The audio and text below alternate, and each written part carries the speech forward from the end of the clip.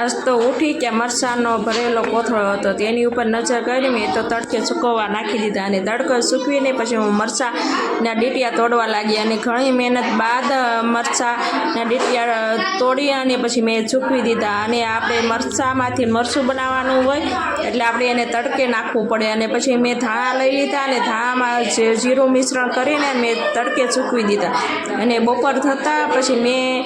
વઘારેલા ભાત બનાવવાના હતા તે વઘારેલા શાકભાજી સુધારીને અને તેનો વઘાર કરી નાખ્યો અને વઘાર કરીને અને મેં ચોખા નાખી દીધા અને ચોખા અને અડધી કલાક બાદ પછી સરસ મજાના ચોખા ચડીને તૈયાર થઈ ગયા અને સરસ મજાના છે ને અને પછી અમે બપોરા કરવા બેસી ગયા અને બપોરા થઈ ગયા એટલે અમે આયુષને મારે જવાનું હતું